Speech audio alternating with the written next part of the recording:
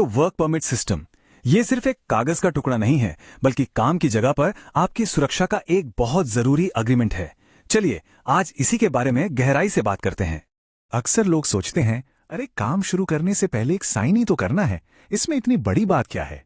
पर असल में ये सिर्फ एक फॉर्मेलिटी नहीं है, ये एक बहुत बड़ी जिम्मेदारी का प्रतीक है। सोचिए ये सिस्टम कैसे मुश्किल और खतरनाक कामों को एक बिल्कुल साफ सेफ्टी प्लान में बदल देता है। आप इसे ऐसे समझ सकते हैं जैसे कोई पायलट प्लेन उड़ाने से पहले एक एक चीज चेक करता है ना, बस वही है ये, ताकि सब कुछ सुरक्षित रहे। तो फिर ये परमिट आखिर परेशानियों को रोकते कैसे हैं? इसका जवाब हमें मिलेगा जब हम ये समझेंगे कि इनकी जरूरत ही क्यों पड़ती है। देखिए, बात बहुत सीधी सी है। मान लीजिए कोई काम का इंचार्ज है, उसे उस जगह की हर छोटी बड़ी बात नहीं पता हो सकती है ना। और वहीं जो लोग साइट पे काम करते हैं, उन्हें उस नए काम की सारी बारीकियां नहीं पता होती। तो ये परमिट सिस्टम क्या करता है? ये इन दोनों के बीच एक पुल की तरह काम करता है। ये पक्का करता है कि भाई काम शुरू होने से पहले सुरक्षा की सारी तैयारी हो चुकी है और सही इंसान से इजाजत भी ले ली गई है। तो आखिर में इसका मकसद सिर्फ एक ही है, काम को सेफ, जल्दी और कम खर्चे में पूरा करना। और सीधी सी बात है, जब काम सेफ होगा तो वो अपने आप ज्यादा अच्छे से और तेजी से होगा। अच्छा, हमने ये तो समझ लिया कि इसकी जरूरत क्यों है, पर अब सवाल यह है कि वर्क परमिट आखिर होता क्या है, इसकी परिभाषा क्या है? बहुत ही सिंपल शब्दों में वर्क परमिट एक लिखा हुआ डॉक्यूमेंट है। ये एक खास काम को एक खास जगह पर और एक तय समय के लिए करने की इजाजत देता है। ये एक तरह से ऑफिशियल ऑथराइजेशन है।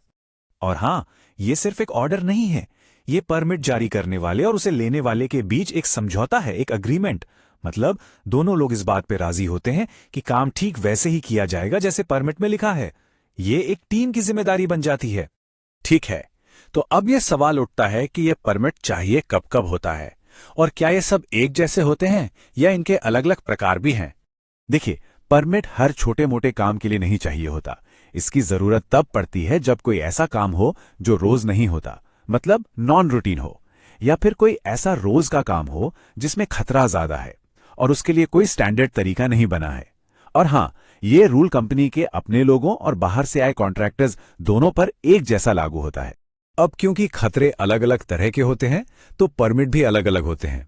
जैसे कोल्ड वर्क के लिए अलग, और जहां आग का खतरा हो उसके लिए हॉट वर्क परमिट। फिर ऊंचाई पर काम करने के लिए या किसी तंग जगह में काम करने के लिए, यहां तक कि खुदाई और बिजली के काम के लिए भी सबके लिए खास परमिट होते हैं। इस पूरे सिस्टम को कामयाब बनाने के लिए दो लोग सबसे जरूरी होते हैं। चलिए समझते हैं कि ये कौन है और इनकी क्या जिम्मेदारियां हैं। पहले आते हैं परमिट जारी करने वाले, यानी परमिट इश्यूअर। ये वो इंसान है जो साइट को अच्छी तरह से जानते हैं, मतलब साइट के एक्सपर्ट हैं। उन्हें पता होता है कि उस जगह पर क्या क्या खतरे हो सकते हैं। और दूसरे हैं परमिट लेने वाले, जिन्हें हम परमिट एक्सेप्टर कहते हैं। यह उस काम के एक्सपर्ट होते हैं जो किया जाना है। इन्हें अपने काम के हर स्टेप और उससे जुड़े खतरों की पूरी जानकारी होती है। तो होता क्या है कि दोनों की जिम्मेदारियां मिलकर एक सेफ्टी का घेरा बनाती हैं। जो परमिट जारी करता है वो जगह को चेक करके, खतरों को पहचानकर सेफ्टी के नियम बनाता है, और जो परमिट लेता है वो काम को समझकर उन नियमों को मानता है और उनका पालन करता है। देखिए कितना बढ़िया तालमेल है। लेकिन सोचिए, अगर काम के बीच में हालात बदल जाएं तो? परमिट हमेशा के लिए तो वैलिड नहीं होता। तो ये जानना बहुत जरूरी है कि काम कब रोकना है और परमिट कब कैंसिल हो जाता है। ये बात बहुत बहुत जरूरी है। सेफ्टी से बढ़कर कुछ नहीं। कई बार ऐसी सिचुएशन आ जाती है जब सबसे समझदारी वाला काम होता है काम को फौरन रोक देना। परमिट को तुरंत कैंसिल करना पड़ता है अगर कोई भी अनसेफ कंडीशन दिखे, या फिर काम का प्लान बदल जाए, मौसम खराब हो जाए, या कोई वर्कर नियमों को ना माने। इतना ही नहीं, अगर कोई एक्सीडेंट हो जाए या होते होते बचे, जिसे हम नियर मिस कहते हैं, तब भी काम रोककर परमिट कैंसिल करना ही पड़ता है। तो अब तक हमने थ्योरी समझी।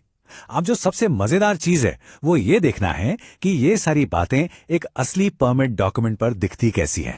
अगर आप एक असली परमिट को देखें तो उसमें कुछ जरूरी हिस्से होते हैं। जैसे उसमें साफ साफ लिखा होता है कि क्या क्या खतरे हैं, उनसे बचने के लिए क्या सावधानियां बरती गई हैं, और सबसे आखिर में वो जरूरी साइन जो इस पूरे सेफ्टी एग्रीमेंट पर मोहर लगाते हैं।